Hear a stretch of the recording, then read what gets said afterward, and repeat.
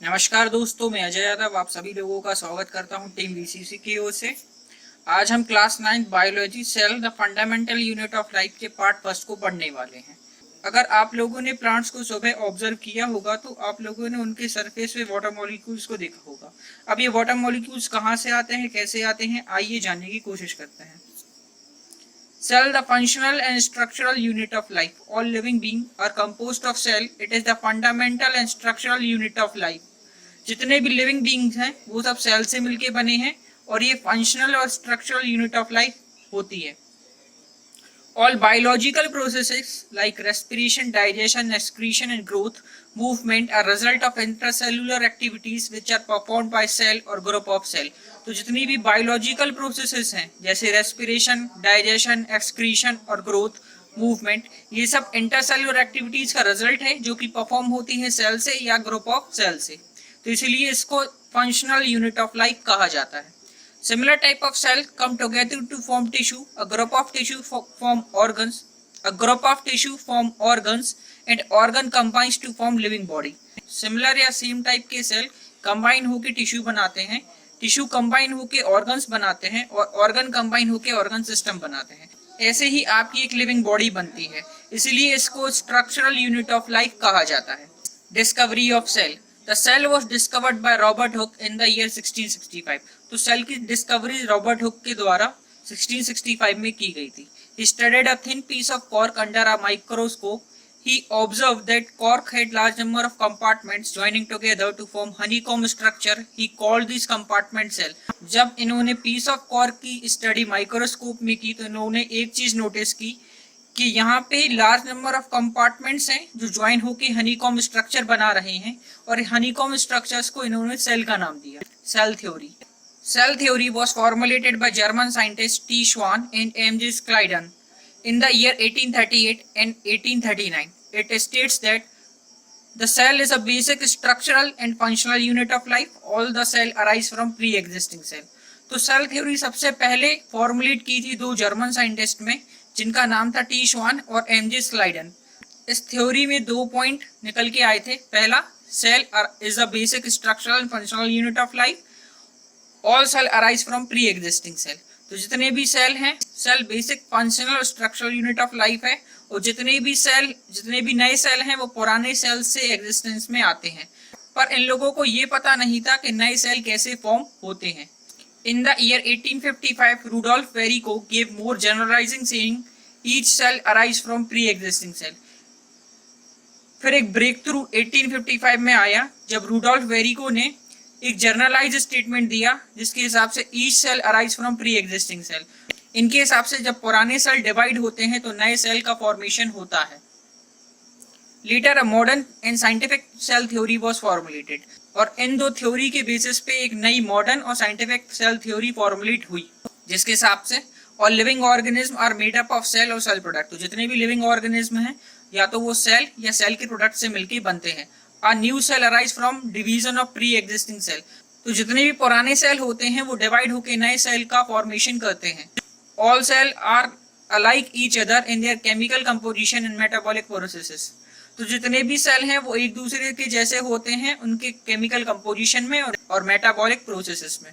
The function of living organism are outcome of activities performed inside the cell. तो जितने भी function हैं जो लिविंग बीइंग परफॉर्म करता है जैसे रेस्पिरेशन, मूवमेंट, ग्रोथ, एक्सक्रीशन, ये सब सेल के अंदर ही परफॉर्म होते हैं। Cell is a structural and functional unit of life. Cell structural functional unit है लाइफ का। Virus is the exception of cell theory. Virus exception होता है सेल थ्योरी का क्योंकि वायरस के जो सेल्स हैं वो इंडिपेंडेंटली एग्जिस्ट नहीं कर पाते हैं। वायरस को रेप्लिकेट या डिवीजन करने के लिए एक लिविंग बीइंग की जरूरत होती है। जब तक वायरस एक लिविंग बीइंग के कांटेक्ट में नहीं आता तो वो नॉन लिविंग की तरह बिहेव करता है। जब वो किसी लिविंग बीइंग के कांटेक्ट में आ जाता है तो वो अपने होस्ट सेल्स की मदद से अपने आप को रेप्लिकेट करने लगता है। वायरस के पास खुद के लिए ऐसा मैकेनिज्म नहीं होता है क्योंकि वायरस के पास खुद ऐसा मैकेनिज्म नहीं है जिसके कारण वो खुद सेल्फ रेप्लिकेट कर पाए, इसलिए उसको एक्सेप्शन ऑफ सेल थ्योरी माना जाता है। The shape of cell may be fixed or variable. तो कई सेल ऐसे होते हैं जिनकी शेप फिक्स रहती है और कई सेल ऐसे होते हैं जिनकी शेप फिक्स नहीं रहती है। जैसे आपका अमीबा है, उसकी शेप फिक्स नहीं रहती है, वो चेंज होती रहती है। Variable shape is found in amoeba और सम यूनिसेल्युलर ऑर्गेनिज्म। तो अमीबा और कुछ यूनिसेल्युलर ऑर्गेनिज्म में फिक्स्ड शेप नहीं पाई जाती है। मोस्ट मल्टीसेल्युलर ऑर्गेनिज्म है फिक्स्ड शेल शेप, और जितने भी मल्टीसेल्युलर कॉम्प्लेक्स ऑर्गेनिज्म हैं उन सबकी शेल शेप फिक्स्ड रहती है, मतलब वो चेंज नहीं होती है। A variety of shape like polyhydrate, elongated, spinal shape, discoidal, branched may be found. तो शेल कई शेप्स में मिलता है, जैसे आपका पॉलीहाइड्रेट मतलब जिसकी शेक्स 8 और 12 साइड हो, स्पाइनल, डिस्कॉइडियल जैसे आपका रेड ब्लड सेल डिस्कॉइडियल होता है, मतलब उसके बीच में एक डिस्पर्शन होता है। Some plants and animal cell are visible to naked eyes, but most of the cells are only visible through microscope. कई प्लांट्स और एनिमल के सेल हमें नेकेड आई से देख सकते हैं विदाउट माइक्रोस्कोप, पर मोस्ट ऑफ दी सेल देखने के लिए हमें माइक्रोस्कोप की जरूरत पड़ती है। Micrometer is used to measure the size of cell. Micrometer वो यूनिट है जिसकी मदद से हम सेल की साइज मेजर करते हैं।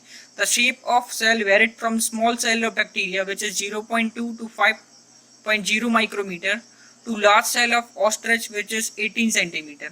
तो जो शेप ऑफ सेल है वो वेरी कर सकती है, साइजेस में। जैसे कि यहाँ पे एक बैक्टीरिया रहता है, उसकी साइज 0.2 से 5 माइक्रोमीटर तक होती है। ऑस्ट्रिच का सेल 18 सेंटीमीटर तक होता है। The volume of cell is fairly constant for a particular type independent from size of organism. जो वॉल्यूम ऑफ सेल है वो फेयरली कांस्टेंट रहता है, उसमें ज़्यादा मेजर चेंजेस नहीं आते हैं। The difference in size of organism is not due to volume of cell but due to large number of cells present inside their body. तो ये डिफरेंट इन साइज, तो जो एनिमल्स और ऑर्गेनिज्म हैं इनकी साइज में change large number of cells की वजह से है, ना कि वॉल्यूम ऑफ सेल्स की वजह से है। सेल्स का वॉल्यूम हमेशा कांस्टेंट ही रहता है अगर आप किसी भी ऑर्गेनिज्म की बात करते हो। जैसे फॉर एग्जांपल अगर आप बुल और माउस की किडनी सेल्स को ऑब्जर्व करेंगे तो आपको एक चीज देखने को मिलेगी कि एक चीज नोटिस करेंगे कि उनकी साइज और वॉल्यूम में इतना ज्यादा चेंजेस नहीं है, वो फेयरली कांस्टेंट हैं। Large number of cell responsible होते हैं, जिसके कारण कई एनिमल्स की बॉडी लार्ज होती है और कई की बहुत छोटी होती है। प्रोकार्योटिक और eukaryotic cells. All living organisms on earth are either non-cellular और cellular। तो जितने भी ऑर्गेनिज्म हैं उनको दो कैटेगरी में डिवाइड कर सकते हैं अपन, कुछ होते हैं सेलुलर, कुछ होते हैं नॉन सेलुलर। तो नॉन सेलुलर ऑर्गेनिज्म का एग्जांपल है वायरस। वायरस को नॉन सेलुलर ऑर्गेनिज्म बोला जाता है। All cellular organism are divided into prokaryotes और यूकार्योट्स। तो जितने भी सेलुलर ऑर्गेनिज्म हैं उनको दो कैटेगरी में डिवाइड किया जा सकता है, prokaryotes or eukaryotes. Prokaryotes are those organisms which have prokaryotic cell in their body and they have all the basic structures inside them, but their genetic material does not have any membrane around it. It has single chromosome and other membrane bound cell organelle are absent but ribosome are present. तो prokaryotes ऐसे organism हैं जिनके पास prokaryotic cells होते हैं इनकी body में। इनके पास इन sales में बेसिक स्ट्रक्चर सेम रहता है, पर इनका जो जेनेटिक मटेरियल रहता है उसके अराउंड मेम्ब्रेन प्रेजेंट नहीं होता है।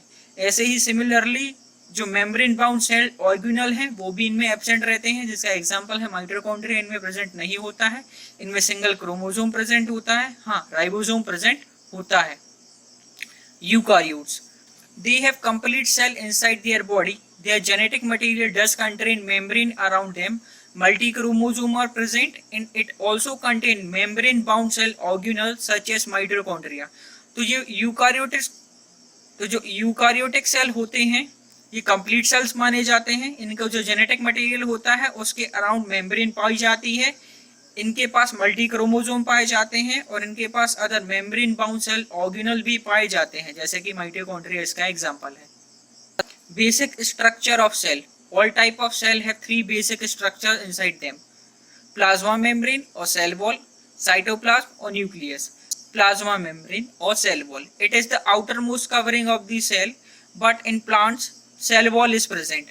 तो प्लाज्मा मेम्ब्रेन सबसे आउटर कवरिंग है, जैसा कि आप लोग डायग्राम में देख सकते हैं। सबसे आउटर कवरिंग को क्या बोलते हैं हम? सेल मेम्ब्रेन या प्लाज्मा मेम्ब्रेन बोलते हैं। पर प्लांट सेल्स में प्लाज्मा मेम्ब्रेन के अलावा एक और आउटर लेयर होती है, उसे सेल वॉल बोला जाता है। Cytoplasm, it is the middle region between the plasma membrane and nucleus, it is known as cytoplasm. तो एक मिडल रीजन होता है जो कि न्यूक्लियस और प्लाज्मा मेम्ब्रेन के बीच में होता है, उसे हम साइटोप्लाज्म बोलते हैं। Nucleus, it is the inner most part of cell, it is known as nucleus. तो सबसे अंदर का पार्ट क्या होता है? न्यूक्लियस होता है। इन सब के बारे में हम डिटेल में आगे पढ़ने वाले हैं। Plasma membrane, all animals and plants cell contain plasma membrane. It is the outermost covering of the cell which allows substances or particles to move freely from inside and outside. Plasma membrane animals और plants दोनों sales में पाई जाती हैं। ये सबसे outer most covering होती है animal cells में, जैसा कि हम पहले देख चुके हैं। प्लांट सेल में इसके अलावा भी एक आउटर कवरिंग होती है, उसे सेल वॉल बोला जाता है। ये सिलेक्टिवली परमेएबल होती है, इसकी वजह से सब्सटेंसेस इसके इन और आउट फ्रीली मूव कर सकते हैं। It is thin living elastic selectively permeable. ये बहुत पतली होती है, इलास्टिक होती है, लिविंग होती है और सिलेक्टिवली परमेएबल। सिलेक्टिवली परमेएबल का मतलब है ये परमिट करती है सब्सटेंसेस को कि वो एंट्री और एग्जिट करें सेल से। About 75% of composition is phospholipids. It's also contain polysaccharides, protein and cholesterols. इसका 75% कंटेंट फॉस्फोलिपिड्स होता है। इसके अलावा पॉलीसैकेराइड्स, प्रोटीन और कोलेस्ट्रॉल इसको बनाते हैं। It is selectively permeable membrane because it permits entry और exit of substances. इसको selectively permeable इसलिए बोला जाता है क्योंकि ये परमिट करती है एंट्री और exit of substances from inside and outside of cell. Movement of substances inside the cell, अब इसके बारे में हम डिटेल में पढ़ने वाले हैं। Plasma membrane performs some activities like osmosis and diffusion for transportation of substances inside and outside of the cell. तो प्लाज्मा मेम्ब्रेन कुछ एक्टिविटीज परफॉर्म करता है जिसकी वजह से सब्सटेंसेस अंदर और बाहर सेल के आ जा सकते हैं। यहाँ पे मेजरली दो एक्टिविटी है, डिफ्यूजन और ऑस्मोसिस। आइए पहले डिफ्यूजन को समझते हैं। Diffusion, it is an spontaneous movement of molecules from region of higher concentration to the region of lower concentration until equal concentration is achieved. It is faster in gaseous state than solid or liquid. तो diffusion क्या होता है? Movement of molecules है from a region of higher concentration से region of lower concentration के बीच। तो ये कब तक होता है मूवमेंट? जब तक दोनों मीडियम्स का कंसंट्रेशन इक्वल ना हो जाए। ये सबसे फास्ट होता है गैसेस में इन कंपैरिजन टू सॉलिड और liquid. The process of diffusion play important role in exchange of gases inside the cell. तो डिफ्यूजन के कारण एक्सचेंज ऑफ गैसेस हो पाते हैं। जैसे आप डायग्राम में देख सकते हैं, अमीबा इस प्रोसेस के थ्रू गैसेस का एक्सचेंज करता है। क्योंकि अमीबा जैसे सिंगल सेलुलर ऑर्गेनिज्म के पास वेल डेवलप्ड कार्डियोवास्कुलर सिस्टम नहीं होता, तो अमीबा जैसे सिंगल सेलुलर ऑर्गेनिज्म गैसेस का एक्सचेंज डिफ्यूजन के कारण कर पाते हैं। ये कैसे होता है? जब रेस्पिरेशन की प्रोसेस होती है तो सेल के अंदर CO2 का कंसंट्रेशन हाई होता है in comparison to outside. Outside CO2 का कंसंट्रेशन कम होता है और बाहर ऑक्सीजन का कंसंट्रेशन ज़्यादा होता है और इनसाइड ऑक्सीजन का कंसंट्रेशन कम होता है, क्योंकि इनसाइड ऑक्सीजन यूज्ड अप होती है इन द प्रोसेस ऑफ रेस्पिरेशन। इसके कारण जब बाहर कंसंट्रेशन ऑक्सीजन का ज़्यादा है तो वहाँ से ऑक्सीजन के मॉलिक्यूल्स अंदर आते हैं।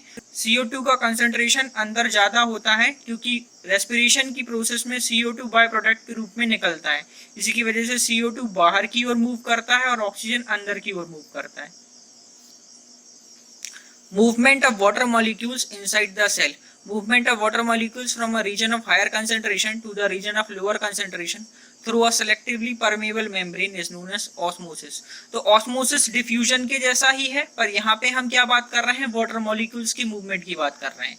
जब वाटर मॉलिक्यूल्स हायर कंसंट्रेशन के रीजन से लोअर कंसंट्रेशन के रीजन तक सेलेक्टिवली परमेबल मेम्ब्रेन के थ्रू जाते हैं तो उसे ऑस्मोसिस कहते हैं। The process play important role in the process of transpiration. तो सेशन शुरू करने से पहले मैंने आपको बताया था कि प्लांट सरफेस पे वाटर मॉलिक्यूल्स पाए जाते हैं। ये किसके कारण पाए जाते हैं? ऑस्मोसिस के कारण पाए जाते हैं। जब प्लांट्स अपने रूट के थ्रू वाटर को एब्जॉर्ब करते हैं तो ये पूरा वाटर वो यूज नहीं करते हैं, उसका 1% ही वो यूज करते हैं, बाकी 99% वाटर वो लूज कर देते हैं। तो कैसे लूज करते हैं? ऑस्मोसिस के कारण करते हैं। How cell behave in differently concentrated solution. तो यहाँ पे 3 टाइप का सॉल्यूशन है, hypotonic solution, isotonic solution and hypertonic solution. आइए इन तीनों को जानते हैं। hypotonic solution. If the medium surrounding the cell has higher concentration, then inside the cell more water molecules will get inside the cell in comparison to molecules it loses outside the cell and it will swell up. तो यहाँ पे क्या होता है hypertonic solution में कि जो आपका सेल है उसके अंदर ज्यादा कंसंट्रेशन होता है. तो हाइपोटोनिक सॉल्यूशन में क्या होता है, बाहर का कंसंट्रेशन ज्यादा होता है और सेल का कंसंट्रेशन कम होता है, जिसकी वजह से मॉलिक्यूल्स बाहर से अंदर की तरफ मूव होते हैं और सेल की साइज बड़ी होने लगती है और वो स्वेल अप हो जाता है. Isotonic solution, if there is equal concentration inside and outside the cell, then equal amount of molecule will gain and lose by cell and there will be no change in shape of cell. तो isotonic solution में क्या होता है, बाहर cell के अंदर और बाहर इक्वल कंसंट्रेशन होता है, तो जितने मॉलिक्यूल्स वो रिसीव करता है उतने ही इक्वल नंबर ऑफ मॉलिक्यूल्स वो लूज करता है, जिसकी वजह से उसकी शेप में कोई भी चेंज नहीं होता है. Hypertonic solution, if concentration inside the cell is higher than outside, the cell will lose more molecules than it gain and it will shrink. तो हाइपरटोनिक सॉल्यूशन में सेल के इनसाइड का कंसंट्रेशन ज्यादा होता है इन कंपैरिजन टू आउटसाइड. तो क्या होगा, तो सेल ज्यादा मॉलिक्यूल लूज करता है और कम मॉलिक्यूल गेन करता है, जिसके कारण वो श्रिंक अप या सिकुड़ जाएगा, जिसके कारण उसकी शेप श्रिंक अप हो जाएगी. धन्यवाद. तो हमारे YouTube चैनल से जुड़े रहें, इसका नेक्स्ट पार्ट हम जल्दी ही आप तक पहुंचाएंगे. धन्यवाद.